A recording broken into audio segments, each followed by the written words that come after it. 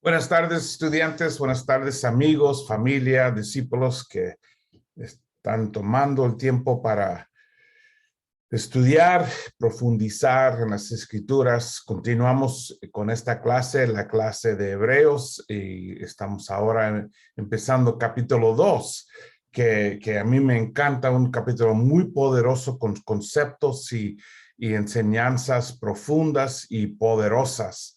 Para ayudar a cualquier cristiano, cualquier discípulo de Cristo, aprendiz de Jesús. Voy a poner la clase ahora arriba para que puedan ver las transparencias y así podemos ir adelante. Hebreos, clase número 4, capítulo 2, para los estudiantes de la clase Nuevo Testamento 674 en español. Y para todos los que quieren aprender más de la Biblia y más del libro de Hebreos. Aquí en capítulo 2 tenemos, y empezamos con la exhortación número 1. Capítulo 2 está en 3 secciones y la exhortación es casi como un comercial o como una interrupción de lo que está diciendo el autor, lo que está diciendo en el sermón.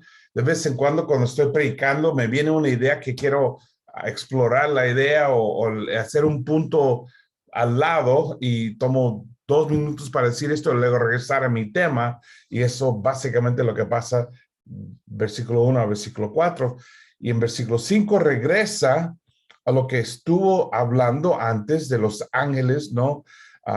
Comparando Jesús a los ángeles y mostrando que Él es mayor que los ángeles. Y luego en versículos 10 a 18 empieza a cambiar a que Jesús es el sacerdote perfecto. ¿Y por qué? ¿Por qué es el sacerdote? A través del sufrimiento, y menciona varios conceptos impactantes, conceptos súper importantes para la cristología, aún también para la teología. Y ahora vamos adelante. Empezamos con la advertencia número 1, ¿no? Les dije que hay 5 o hay 7, dependiendo a cuáles, cómo lo miras y cuál estás contando.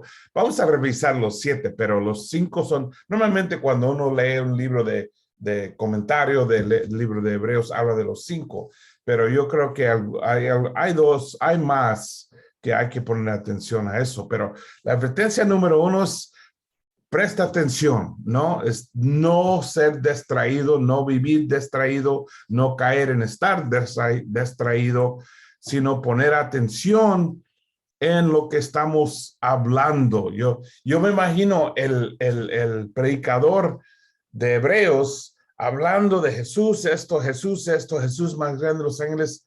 Mira, hay que escuchar, hermanos. Y luego regresa a su tema de los ángeles, y Jesús es mejor que los ángeles. Entonces, aquí estamos, y yo creo que una advertencia muy grande y muy importante para la iglesia. Vamos a leerlo y ver lo que dice. Por eso es necesario que prestemos más atención a lo que hemos oído, no sea que perdamos el rumbo. Porque si el mensaje anunciado por los ángeles tuvo validez y toda transgresión y desobediencia recibió su justo castigo, ¿cómo escaparemos nosotros si descuidamos una salvación tan grande? Esta salvación fue anunciada primeramente por el Señor, y los que la oyeron nos la confirmaron. Ahí puedes ver ¿por qué podemos decir que es de segunda generación, no? Que dice que fue anunciado primeramente por Jesús, pero los que escucharon lo confirmaron con nosotros. A la vez, Dios ratificó su testimonio acerca de ella con señales, prodigios, diversos milagros y dones distribuidos por el Espíritu Santo según su voluntad. Que hay mucho aquí que es súper importante para entender quién es Jesús, para entender de la vida cristiana, y especialmente para sacar todo lo que el autor de Hebreos quiere enseñarnos y quiere darnos. En el griego, yo sé que la mayoría no lee en griego, pero hay unas palabras aquí súper importantes que quiero notar. Aquí dice perisosteros, dice prosagín, dice para romain, dice para basis y para coi y amelesantes. Y esos los vamos a ver porque son palabras importantes. Perisosteros es la palabra que explica que hay que poner mucho en algo o más en algo o ser abundante. Y obviamente aquí es donde está hablando de la atención. Perisoteros es con todo tu enfoque. Es como de alguien diciendo, dame toda la atención, por favor. Escuchan bien. Es decir, dejar de hacer cualquier otra cosa que estás haciendo y ponte atención, mucha atención en esto. También la palabra prosejo, que es una manera de pensar o de enfocarte, pero también es un término náutico para estar de guardia, ¿no? Un soldado, un marinero, tiene que tiene sus tiempos de guardia, entonces tiene que estar mirando, ojo, ¿no? Observando, vigilando. Entonces, eso es el concepto que nos da aquí, que hay que poner mucha vigilación o mucha atención en guardia. Pero es un término que usaban los marineros. La otra palabra para reo es como, bueno, tiene varios sentidos: fluir al lado, deslizarse a un lado, abandonar la profesión, declinar constancia, pero es en su uso náutico que quiero enfocar, porque yo creo que eso es el uso aquí, ¿no? De que terminó, es un término náutico, la deriva sin ancla. Por ejemplo, si uno tiene una barca en la bahía y no tiene su ancla establecida no recuerdo la palabra, tide, cuando el mar entra unas horas, luego sale unas horas, entra, pasan todas las bahías y las barcas tienen que estar bien ancladas, tienen que estar conectadas, ¿no? Y si no, el mar los lleva afuera, los va a llevar. Entonces, otra palabra muy común entre los marineros que hay que establecer parareo bien, y aquí lo está usando como hay que tener tu ancla espiritual, hay que poner tu ancla en la fe. Y otra palabra muy importante, ¿no? Por eso es necesario que prestemos o perisosteros más atención, prosejo, a lo que hemos oído, ¿no? Que hemos oído nosotros, y está hablando en forma de plural, que nosotros, sin el orador, el autor, se incluye en esto, ¿no? Como somos una comunidad, hay que estar escuchando lo que hemos oído, no sea que perdamos el rumbo, ¿no? Que no nos lleva el mar afuera. Entonces hay que estar anclado, hay que tener la ancla bien establecida, porque si el mensaje anunciado por los ángeles tuvo validez y toda transgresión para bases y desobediencia para Coe recibió su justo castigo. Déjame parar ahí. Primeramente, creo que lo escribí en el libro que estás leyendo, de que eso es muy importante entender este concepto, porque ningún cristiano cae rápido de la fe. Caer de la fe es algo que pasa paso por paso, poco a poco, no inmediatamente. No es como que alguien se levanta un día y dice, ya no quiero ser cristiano, ya no quiero vivir la vida cristiana. No, toma tiempo para llegar a ese punto. Todos que son miembros de la iglesia, todos los que estudiaron la Biblia, pusieron su fe en Cristo, se arrepintieron, se bautizaron, hicieron una decisión para la vida, para toda la vida. No es que un día se levanta y dice, yo no quiero hacerlo, ya no. No, no, no. Todos contamos el costo, ¿no? Y pensamos y así, hicimos una dedicación, un compromiso con Dios, que iba yo a vivir así, que voy a vivir así toda mi vida. Pero ¿qué pasa? Poco a poco podemos alejarnos de Dios. Poco a poco podemos caer o podemos ser como la palabra parareo, que poco a poco el mar lleva a la barca si no tiene su ancla establecida. Y no se nota inmediatamente. No es como que uno puede mirar la bahía y ver la barca saliendo rápido.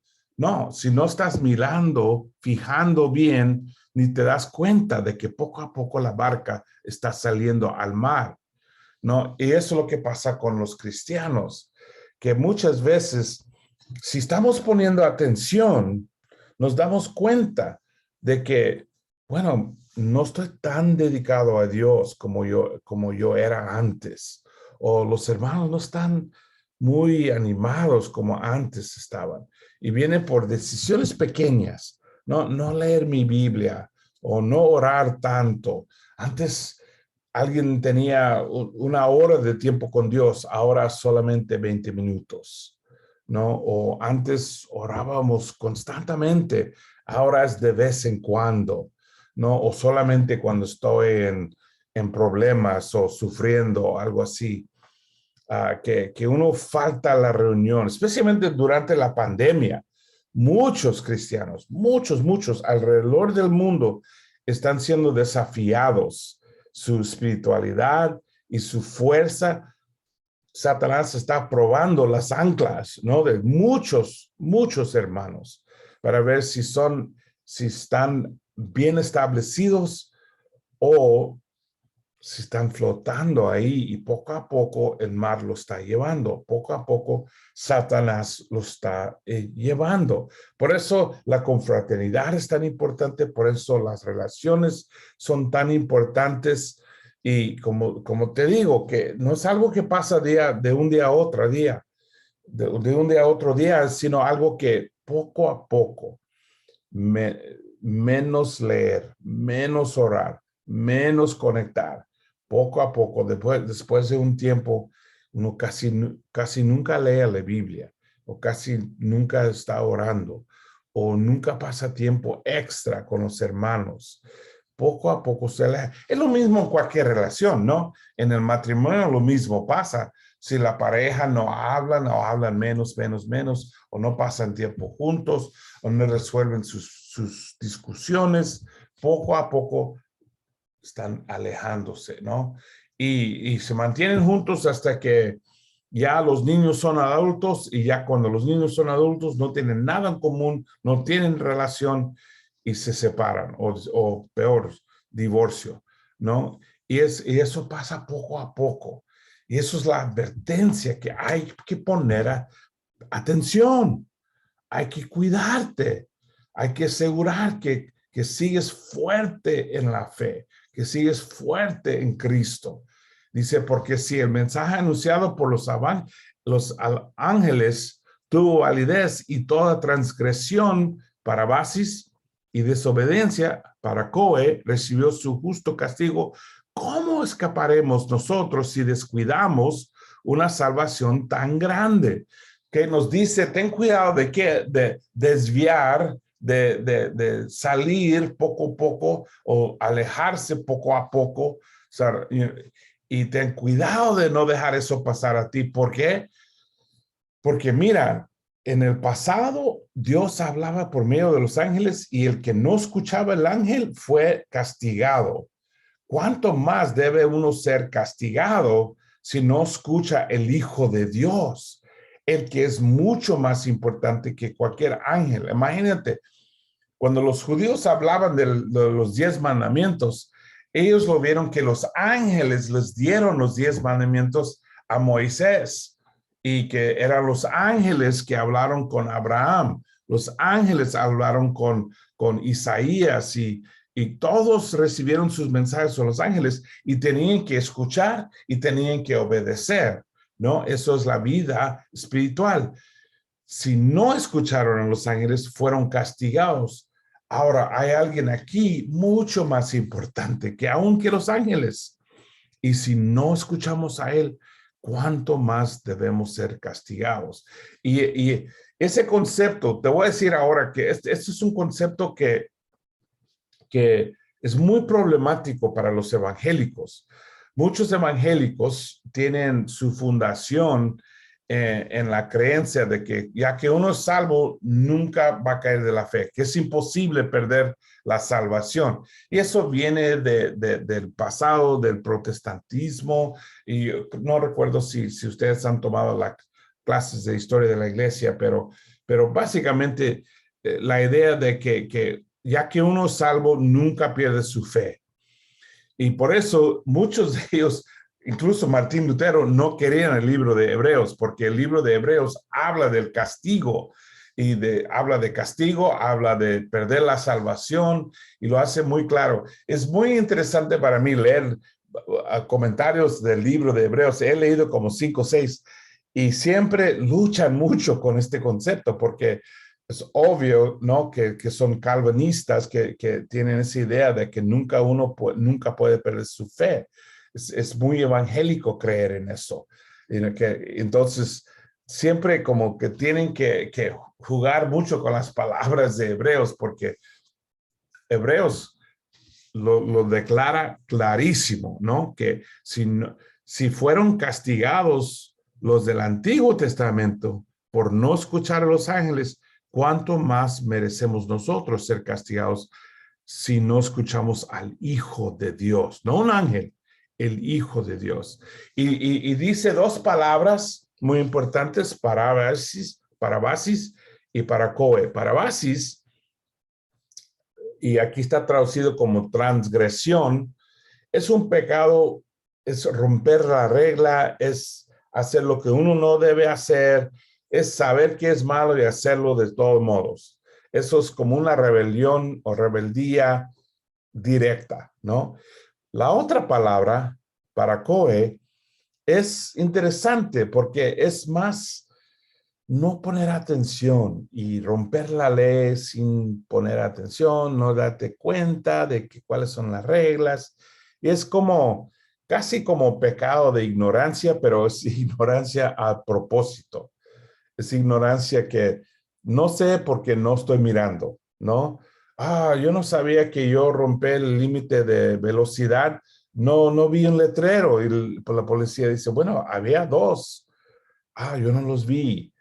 Eso es paracoe, ¿no? Es la desobediencia que viene por no poner atención, no estar pensando. Pero fíjate, dice los dos aquí. El que lo hace a propósito, sabiendo que he rompido la ley, y al que lo hace por ignorancia o por no poner atención, también será castigado, ¿no? Dice, ¿cómo escaparemos nosotros si descuidamos? Eso es esa palabra, eso es dejar libre, de no cuidar, no proteger, no vivir con propósito. Si descuidamos una salvación tan grande, si no ponemos la atención necesaria en nuestra salvación. Eso es muy importante. Es decir, aquí nos está dando la advertencia de que la desobediencia a propósito, pero también por casualidad, los dos serán castigados. Es decir, que no hay pretexto. Hay que obedecer, punto, ¿no? Y para muchos evangélicos eso es muy retante, porque piensan, pero no importa si obedezco o no obedezco, Dios me ama, Dios me quiere, Dios me acepta. Mira, es importante entender, el amor de Dios no tiene requisitos, ¿no? Es amor completo. Dios te ama, pasa lo que pasa, no importa cómo vives. Puedes vivir en pecado puedes odiar al Señor y Él te sigue amando. No cambia su amor. Tú no puedes cambiar el amor de Dios. Dios te ama y te quiere, pero hay que no confundir el amor con la salvación. La salvación es otra cosa. La salvación es para los que aman al Señor, los que quieren al Señor, y ellos son los que obedecen al Señor, los que viven en la voluntad de Dios, los que lo aman, y para ellos Él tiene la salvación. Dios ama a todos los que van al infierno. Dios los ama, Dios los quiere, pero su salvación depende a su vida, si obedecen o viven en obediencia. Los evangélicos tienen la costumbre de enseñar como si fuera la misma cosa, que como el amor es sin condiciones, también la salvación es sin condiciones. Y no es así. El libro de Hebreos hace eso bien claro, ¿no? Que nuestro destino final depende a lo que estamos haciendo. Si seguimos en obediencia o si vivimos en desobediencia, ¿no? En paracoe o parabasis, o si vivimos siendo obedientes. Y eso lo hace bien claro, eso no lo podemos confundir. Ahora, yo sí creo que a veces nosotros en la iglesia de Cristo lo confundimos al otro lado, es el opuesto. Nosotros conectamos la salvación con el amor. Y que si uno no obedece a Dios y si no uno hace todo lo que dice la Biblia, Dios no te va a querer, no te va a amar. Y aún la verdad es que muchas iglesias cometen ese error, aún la iglesia católica, ¿no? Muchos de nosotros que fuimos a escuelas católicas fuimos castigados y siempre teníamos, lo que más nos enseñaron es el temor de Dios en vez del amor de Dios. Y eso no es saludable para nada. Muchos hermanos no tienen buena relación con Dios porque no entienden que Dios los ama. Miran, si tienen la idea de que Dios es un Dios enojado, que quiere castigarnos, que quiere condenarnos, en vez de entender que Dios es un Dios de amor, que te ama, que te quiere y tiene tu bienestar en su mente, tiene planes para ti. Aún cuando lo ofendes y cuando lo desanimas o cuando lo defraudas o cuando caes en pecado, te sigue amando como cualquier padre que ama a sus hijos. Los hijos hacen tonterías y a veces lastiman uno a otro, a veces cometen errores grandes y te duele y te lastima, pero los sigues amando y los sigues queriendo. Ahora, si ese hijo puede vivir en tu casa, depende, ¿no? Depende. Cuando ya es adulto, depende. Yo tengo 3 hijos adultos, si van a vivir en mi casa, y 2 de ellos vivieron conmigo un tiempo. Y cuando vivían conmigo había reglas, ¿no? Tenían que hacer esto y esto y esto. Tenían que pagar la comida, ayudar con los pagos de comida, tenían que hacer quehaceres en la casa, limpiar y cosas así. Entonces, ves, la condición de nuestra relación dependía a su obediencia. Ahora, el amor para ellos como mis hijos, nada cambiaba eso. Nada nos puede separar de ese amor, como dice Pablo. El amor de Cristo siempre está ahí. Pero castigar y aún perder la salvación, claro, es posible. Y habla varias veces, vamos a ver eso en el libro de Hebreos. Esta salvación fue anunciada primeramente por el Señor y los que lo oyeron nos la confirmaron. Ya mencioné que eso demuestra que esto es la segunda o tercera generación de cristianos. A la vez, Dios ratificó su testimonio acerca de ella con señales, prodigios, diversos milagros. Fíjate que usa palabra aquí, Dios ratificó una palabra legal, vocabulario de legal, como un abogado, ¿no? Que Dios dio su testimonio, Dios ha probado, ¿no? Por ejemplo, si estás en la corte y hay una demanda, tienes que probar lo que estás diciendo, tienes que dar pruebas, ¿no? De lo que estás diciendo, de tu argumento. Dios dio pruebas, Dios ratificó su testimonio acerca de ella y dícenos cómo lo hizo, señales, prodigios y diversos milagros. Esa frase, señales, prodigios y señales, prodigios, diversos milagros, sale 32 veces en la Biblia. Es una frase que está en Antiguo Testamento, Nuevo Testamento, de las pruebas de Dios, ¿no? Señales, prodigios y diversos milagros. Y dones distribuidos por el Espíritu Santo según su voluntad. Y recuerda que esta gente no tenía Biblias. Entonces, la manera de probar que uno era de Dios fue los dones del Espíritu Santo. Y sabemos que los dones uno los recibió a través de un apóstol poniendo las manos sobre él. Pablo dijo, quiero ir a Roma para darles unos dones espirituales. ¿Ok?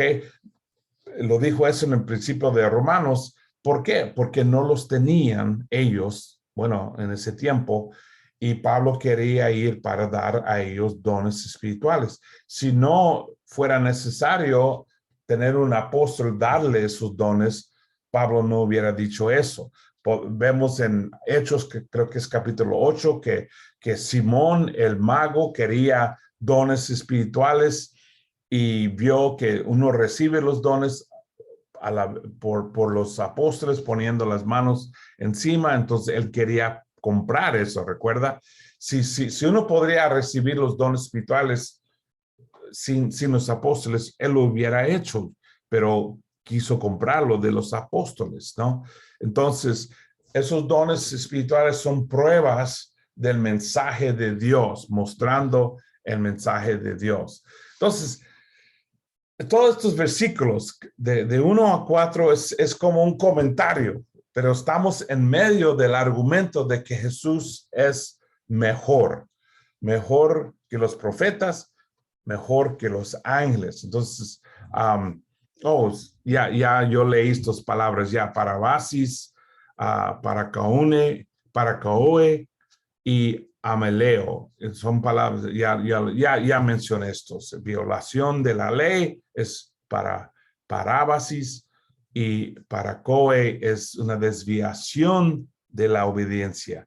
No es ir contra la ley, pero es no poner la atención y tal vez no cumplir con la ley.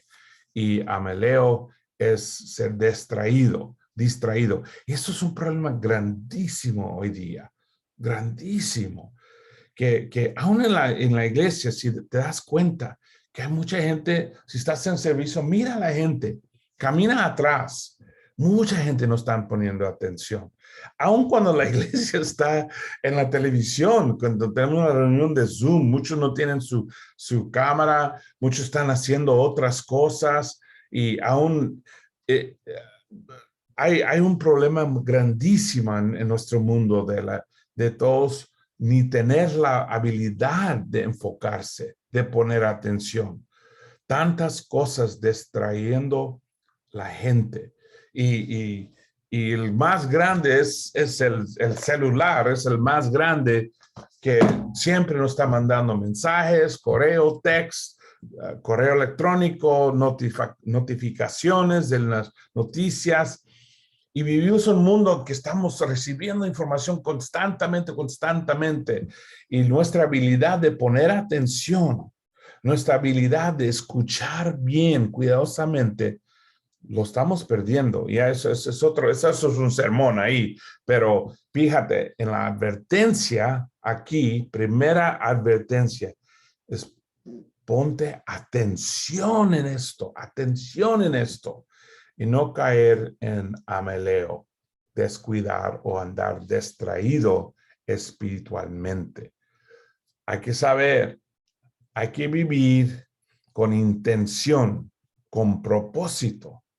Cada día, mi propósito es caminar con Dios. Mi intención es tener buen tiempo leyendo mi Biblia, orando, caminando con el Señor. Yo vivo con propósito. No quiero andar distraído, sino con enfoque. Seguimos leyendo. capítulo 2. Bueno, ya leí esto. Ahora vamos a versículos 5 a 9.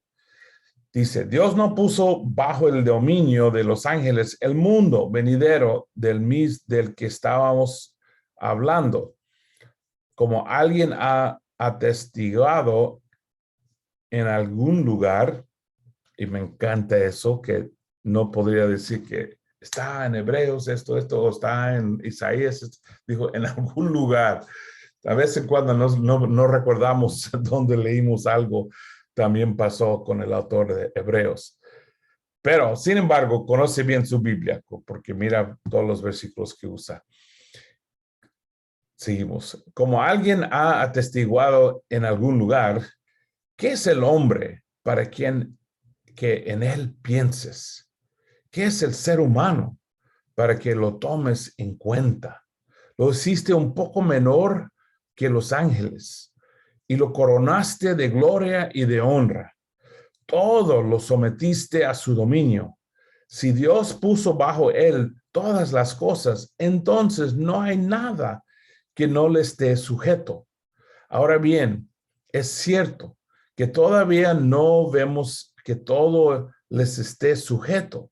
Sin embargo, vemos a Jesús, que fue hecho un poco inferior a los ángeles, coronado de gloria y honra por haber padecido la muerte. Así, por la gracia de Dios, la muerte que él sufrió resulta en beneficio de todos.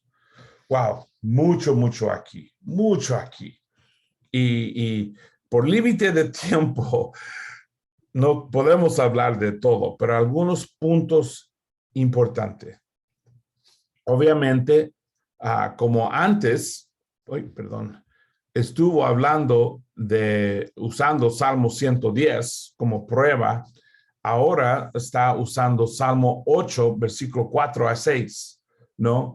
Y dice, continúa, ¿no? Regresa a su argumento de los ángeles, de que Jesús es mejor que los ángeles, y dice, Dios no puso bajo el dominio de los ángeles el mundo venidero del que estamos hablando, como alguien ha atestiguado en algún lugar, y luego nos da Salmo 4 a 6, ¿no? Y como ya mencioné, te vas a dar cuenta de que si tú los miras en el Antiguo Testamento, el mismo versículo van a ser un poquito diferente. En primer lugar, porque el autor de Hebreos usa el Septuaginte, así se dice, Septuaginta, se me olvida cómo se dice en español. Y nuestras Biblias normalmente son traducidas del hebreo al español. Y aquí el autor usa la versión griega, ¿no? De la traducción griega, que también demuestra algo, porque hay gente que ya no tanto, pero antes había gente que decía, no, tienes que usar la Reina Valera, si no es la Reina Valera, no es la Biblia correcta, o si no es, a veces, si no tiene la cruz ahí en la Biblia, no es Biblia católica, tiene que ser esta versión y esta versión. Y hay gente que pone mucho énfasis en la versión que uno usa. Y fíjate, ellos usaron otra versión, usaron la versión griega, aunque eran judíos, aunque todo este libro es para los hebreos, pero no usan la Biblia en hebreo, usan la Biblia en griego. Entonces, usar traducción no está tan mal. Pero, ok, menciona él. Y hay un poquito de diferencia. Dice, ¿qué es el hombre para que en él pienses? ¿No? Una pregunta retórica, no una pregunta donde empiezan salmos, la pregunta para hacernos, no para buscar una respuesta, sino para hacernos pensar, ¿no? Y dice, ¿qué es el ser humano para que lo tomes en cuenta? Lo hiciste un poco menor que los ángeles. Fíjate, en la versión hebreo, ¿no? Dice, ¿qué es el ser humano para que lo tomes en cuenta? Pues lo hiciste poco menos que Dios. Poquito diferente, ¿no? Ser humano está hablando de Jesús, no está hablando de la humanidad, ¿no? A veces lo traducen como humanidad. Y dice, lo hiciste un poco menor, y menor no es más joven o más, es más bien, a veces habla de un tiempo, menos tiempo, a veces habla de como estación, una estación más baja, lo que básicamente en esa manera lo está usando aquí, una estación más baja que los ángeles. Ahora en el hebreo dice que Dios. Yo creo que la traducción de hebreo para mí es más lógico, ¿no? Porque uno puede decir que Jesús también fue hecho menos que los ángeles. Como siendo hombre, los ángeles somos más altos y más importantes que los hombres. Entonces sigue siendo la verdad, pero es más impactante. Para mí es más impactante diciendo que es un poco menos que Dios. Es decir, que aunque era Dios, tuvo que bajar. Y eso me hace pensar en Filipenses 2, donde habla que Jesús se hizo nada, dejó su gloria en el cielo siendo Dios para hacerse nada. Eso va con eso muy bien. Dice, sigue hablando de Jesús, dice, y lo coronaste de gloria y de honra. ¿No? Dice que lo bajaste y lo subiste.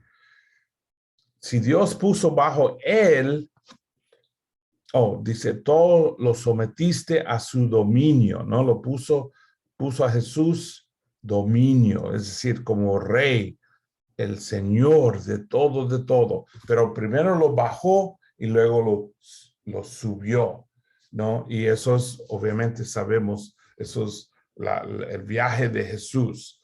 Y luego nos dice algunas cosas increíbles. Dice, si Dios puso bajo él todas las cosas, entonces no hay nada de que no le esté sujeto. Ahora bien, es cierto, es la verdad, que todavía no vemos que todo le esté sujeto. La verdad es, Jesús no es rey de este mundo. Jesús mismo dijo, ¿quién es el amo de este mundo? Satanás. Yo creo que eso es muy importante entender, porque a veces yo oigo, hermanos, algo horrible pasa, algo tan trágico, hay tragedia o algo, y oigo un hermano decir, bueno, tenía que ser la voluntad de Dios, hay que aceptarlo. ¿Por qué? No. Todo el pecado en este mundo, todo lo malo que está pasando, eso no es la voluntad de Dios. O decimos, bueno, Dios está en control. Dios está en control no significa que Dios está controlando todo. Si Dios estuviera controlando todo, no existía pecado. No, el amo de este mundo es Satanás. Él está controlando el mundo ahorita. Dios nos está llamando fuera de ese control, liberándonos de ese control, pero hay que no ser engañado. El amo de este mundo es Satanás y por eso tantas cosas horribles, tantas cosas malas siguen pasando. Y cuando hay como lo que está pasando aquí en los Estados Unidos con todas las matanzas y toda la gente matando hasta niños aún, eso no es la voluntad de Dios. Ahora, sin embargo, eso no significa que Dios no está en control. Dios está en control, pero Él no lo está controlando. Satanás está influenciando y causando muchos problemas en este mundo. Y dice, entonces, ahora bien, es cierto que todavía no vemos que todo le está sujeto. Vemos tanto pecado en el mundo. Sin embargo, dice, vemos a Jesús que fue hecho un poco inferior a los ángeles, coronado de gloria y honra. Esto va con el versículo arriba, ¿no? El versículo 7, que también va más para ponerlo ángeles en vez de Dios. Es seres espirituales, entonces por eso algunos lo ponen ángeles y otros ponen Dios, el ser espiritual o seres espirituales. Coronado de gloria y honra por haber padecido la muerte. Jesús sufrió todo hasta la muerte. La cosa que más gentes tienen temor y sufren y no quieren sufrir que nada, que cualquier otra cosa. Pero él lo pasó y dice así, por la gracia de Dios, la muerte que él sufrió resulta en beneficio de todos. Es decir, que Jesús pasó por lo más difícil para el beneficio de todos. Y todo el sufrimiento, Dios lo usó para bendecirnos nosotros. No significa que Dios quiere todo lo malo o que Dios desea el sufrimiento. Y eso es muy importante. Yo creo que luchamos mucho con entender si Dios es bueno y amor, ¿por qué hay tanta maldad en el mundo? ¿Por qué hay tanto sufrimiento? Hay que entender que Satanás es el amo de este mundo y que Jesús vino a traer el reino de Dios donde no hay lágrimas, donde no hay el sufrimiento, donde no hay víctimas y personas malas controlando personas, los hijos de Dios. Y eso es la gracia de Dios, pero Él nos trajo eso y abrió la puerta a eso, dando su vida y sufriendo el amor. Todo eso fue parte del plan. Todo lo que sufrió y todo lo que pasó fue parte del plan. Y obviamente, como el autor de Hebreos está haciendo el punto de la importancia de Jesús y que es casi como está diciendo que no sean engañados. El hecho de que Jesús tuvo que sufrir y morir no significa que fue derrotado, no significa que Satanás ganó. Al contrario, lo hizo para el bien de nosotros, para beneficio de todos. Por eso pasó. Esto es parte de su argumento, ¿no? Parte de su discusión. Seguimos. En efecto, a fin de llevar a muchos hijos a la gloria, convenía que Dios, para quien y por medio de quien todo existe, perfeccionará mediante el sufrimiento el autor de la salvación de ellos, tanto el que santifica como los que son santificados tienen un mismo origen, por lo cual Jesús no se avergüenza de llamarlos hermanos, cuando dice, proclamaré tu nombre a mis hermanos en medio de la congregación, te alabaré. En otra parte dice, yo confiaré en ti. Y añade, aquí me tienen con los hijos que Dios me ha dado. Ok, ahora está terminando su punto, su argumento, esta parte de su argumento.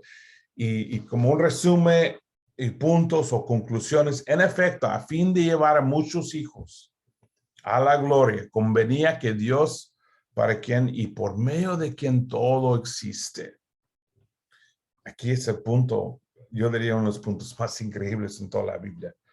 Perfeccionará mediante el sufrimiento el autor de la salvación. Dice que Jesús no fue perfecto antes. Ahora, tú sabes, estamos hablando de la palabra teleos o teleo, dependiendo del uso de la palabra. Teleos no significa sin errores o sin nada. Significa maduro, desarrollado. Aquí lo tengo. Teleo, educar completamente, descargar, llegar al fin de atravesar, terminar, hacer avanzar a una persona a la plenitud final de carácter, perfeccionar a una persona. Piénsalo como desarrollado, ¿no? O pagado. Fue la última palabra grabada de Jesús antes de morirse cuando dijo, he terminado. Tetelestai viene de teleo, significa pagado, terminado, concluido. No hay más. Jesús tenía que sufrir para entender lo que estamos viviendo nosotros y para ser el sumo sacerdote perfecto. Y ahí va el argumento en la última parte. Pero Jesús, es decir, como su entrenamiento para ser Salvador no había terminado. Tenía que pasar por el sufrimiento. Jesús mismo. Y eso es increíble, que Dios en carne y hueso tendría que sufrir, pero así era. Tenía que sufrir. Y me encanta la palabra que usa para describirlo, el archegos, así se pronuncia, el archegos. Es decir, el pionero, el jefe, el líder de la salvación. A mí me gusta la traducción pionero, a veces lo dicen el pionero, autor está bien también, pero pionero es el primero para llegar a esa salvación, porque nosotros lo estamos siguiendo. Pero tuvo que pasar y pagar el precio. Dice, tanto el que santifica como los que son santificados tienen un mismo origen, por lo cual Jesús no se avergüenza de llamarlos hermanos, cuando dice, y es decir que Jesús se hizo como familia, ¿no? Él pasó el sufrimiento como cualquier ser humano para ser uno de nosotros, ¿no? Mira, aquí, cuando uno pasa por pruebas, uno puede, para ser parte de un grupo, parte de una familia, casi siempre significa algo, ¿no? Si, vivir en una cultura o jugar con un equipo es sufrir los buenos y los malos. Por ejemplo, cuando los soldados regresan de una guerra, sus mejores amigos siempre son los hombres con que ellos estuvieron en la pelea, sus compañeros, ¿no? ¿Por qué? ¿Qué es lo que los hace en familia? Porque sufrieron algo terrible juntos, ¿no? Que ellos pasaron por una prueba tan fuerte, los hace como conectados, los hace como una familia, ¿no? Nosotros en la Iglesia de Cristo Internacional hemos pasado por ciertas pruebas juntos, plantando iglesias, empezando. Entonces hay una hermandad. Cuando yo estoy en otro país y yo encuentro un hermano de la Iglesia de Cristo, es como una reunión de la familia, ¿no? Es como, hermano, hermano. O si tú estás en otro país y encuentras a alguien de tu país, inmediatamente, hermano, ¿cómo estás? Y hay una conexión automática porque han vivido, han convivido, han sufrido y han pasado por lo mismo. Y así Cristo, Jesús, siendo Dios, pasó por dificultades para entendernos y eso lo hizo perfecto. El Salvador perfecto a través del sufrimiento. Tengo que terminar. Terminamos con esto. Ya estamos llegando al fin. Dice, cuando dice, proclamaré tu nombre a mis hermanos, en medio de la congregación te alabaré. En otra parte dice, yo confiaré en ti. Y añade, aquí me tienen con los hijos que Dios me ha dado. Por tanto, ya que ellos son de carne y hueso, Él también compartió esa naturaleza humana para anular mediante la muerte al que tiene dominio de la muerte, es decir, al diablo, y librar a todos los que por temor a la muerte estaban sometidos a la esclavitud durante toda la vida. Pues ciertamente no vino en auxilio de los ángeles, sino de los descendientes de Abraham.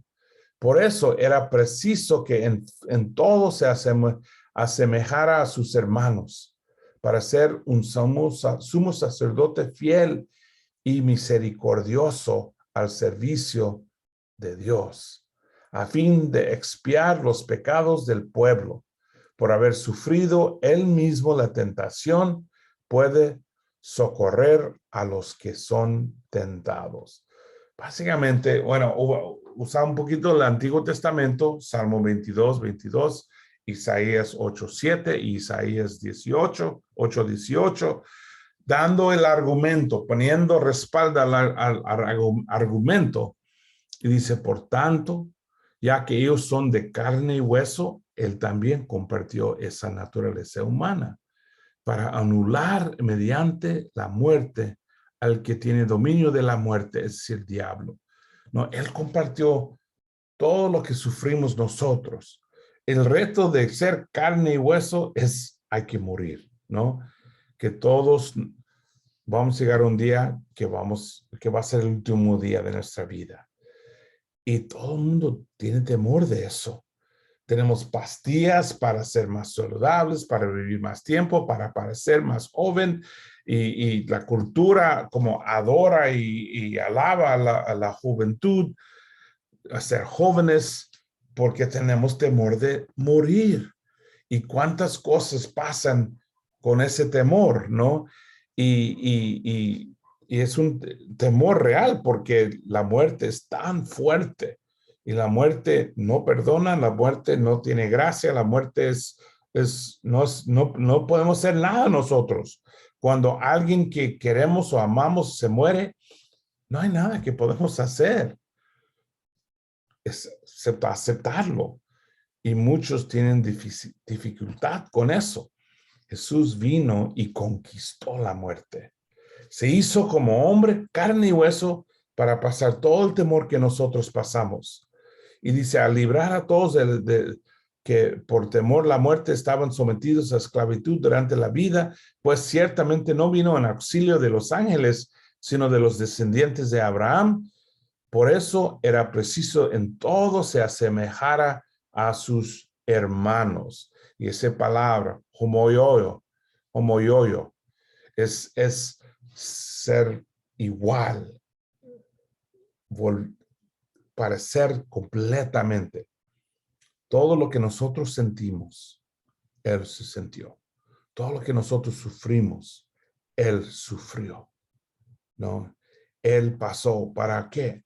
Para ser un sumo sacerdote. Sumo sacerdote, recuerda, hacía los sacrificios para limpiar el pecado del pueblo, para mantener la relación con Dios, de Israel y Dios. Sin embargo, tenía que ser sacrificio por su propio pecado, pero Jesús nunca sacrificó, ¿no? Él fue fiel, pero también para tener misericordia, es decir, empatía, simpatía, misericordioso, entendiendo lo que nosotros sufrimos. Él entiende nuestra vida. Todo lo que nosotros hemos sufrido, Jesús lo sufrió también. Ha sido traicionado, ha sido lastimado, ha sido decepcionado, ha sido abandonado, ha sido cortado en corazón. Todo Dios lo pasó, todo Jesús lo pasó siendo un ser humano, siendo un hombre, también lo pasó. Y eso es muy importante. Una vez, Michelle y yo dimos una clase de matrimonios. Era una conferencia, un taller en Boston. Y en esa clase dimos muchos principios y todo. Después de la clase, vino algunos hombres a platicarme, a animarme, a agradecerme. Pero yo miré allá y vi muchas mujeres hablando. Eran como 30, 40 mujeres hablando con Michelle. Y me di cuenta algo muy importante. En la clase, ella pasó como 10 años muy enferma, con una enfermedad crónica. Y ella compartió del reto que eso era, que a veces los hermanos cuestionaban su fe, cuestionaban su compromiso, a veces no creyeron cuando ella dijo que estuvo sufriendo físicamente, a veces la criticaron por no hacer todo lo que hacían los otros, y eso le costó mucho, eso era muy difícil para ella. Yo tenía que defenderla varias veces. Y cuando ella compartió eso, todas las mujeres en la conferencia que han sufrido también, que han pasado por una enfermedad crónica, querían hablar con Michelle y conectar con ella, porque ella era una mujer que entendía, ¿no? que sabía lo que es sufrir una enfermedad crónica. Jesús sabe lo que es sufrir todo lo que pasamos nosotros, todo el sufrimiento que pasamos nosotros. Y eso hace una conexión muy especial. Esas mujeres se sentían una conexión con Michelle profunda. Jesús ha pasado por todo lo que hemos pasado. Yo perdí mis padres. Mi mamá cometió suicidio. Eso me cortó el corazón, me lastimó tan profundo. Me tomó años recuperar de eso. Y cuando yo oigo de un hermano que su hijo, su mamá pierde la vida con suicidio, yo siempre los llamo y hablo con ellos y hay una conexión automática porque yo entiendo su sufrimiento. Yo entiendo el nivel de dolor, perder a alguien a propósito, alguien que amas tanto. Yo entiendo ese dolor, un dolor tan profundo y fuerte. Eso me da una conexión con esa persona inmediatamente. Jesús pasó por todos nuestros dolores para ser el sumo sacerdote fiel y misericordioso en el servicio de Dios, a fin de expiar los pecados del pueblo, con el fin de llegar y pagar el precio de nosotros.